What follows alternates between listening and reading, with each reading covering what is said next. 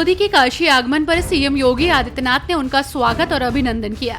CM ने कहा, प्रधानमंत्री के नेतृत्व और मार्गदर्शन में दुनिया ने बदलती हुई काशी को देखा है। उन्होंने कहा कि पिछले 11 सालों में प्रधानमंत्री के नेतृत्व और मार्गदर्शन में काशी का जो विकास हुआ है, उसे नई काशी को, उसके नए कलेवर को देखने के लिए पूरे देश के श्रद्धालु उमड़ रहे हैं।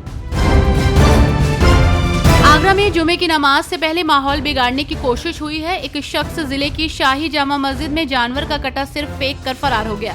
ये कटा सिर पॉलिथीन बैग में भरकर फेंका गया। इस घटना के बाद इलाके में हड़कंप मच गया।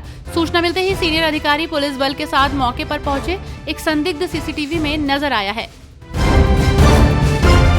26/11 मुंबई हमलों के आरोपी तहव्वुर राणा के भारत प्रत्यर्पण पर फैजाबाद से समाजवादी पार्टी के सांसद अवधेश प्रसाद की प्रतिक्रिया सामने आई है। सपा सांसद अवधेश प्रसाद ने कहा है कि हमें अपनी न्याय प्रणाली पर गर्व है। ऐसे मामले में कानून अपना काम करेगा और न्यायपालिका ऐसा फैसला देगी कि देश में ऐसी घटना फिर कभी नहीं होगी। उत्तर प्रदेश में विधानसभा चुनाव साल 2027 में होना है। इससे पहले समाजवादी पार्टी और भारतीय राष्ट्रीय कांग्रेस अपनी रणनीतियों पर काम कर रहे हैं।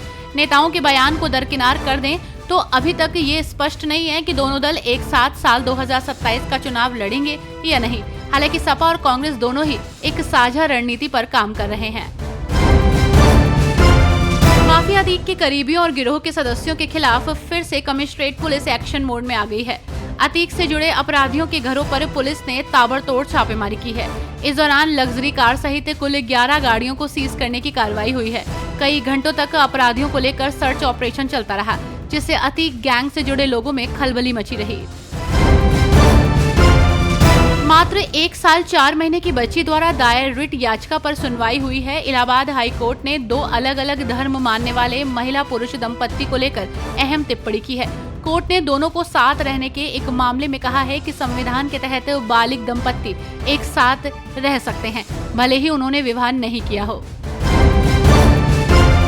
सीतापुर में पत्रकार राघवेंद्र वाजपेयी की हत्या के खुलासे के बाद पत्रकार की पत्नी रश्मि और मां रजनी ने एक वीडियो जारी कर पुलिस की पूरी विवेचना पर सवाल उठाए और गंभीर आरोप भी लगाए। उनका कहना था कि पुलिस की थ्योरी में कई विरोधाभास हैं।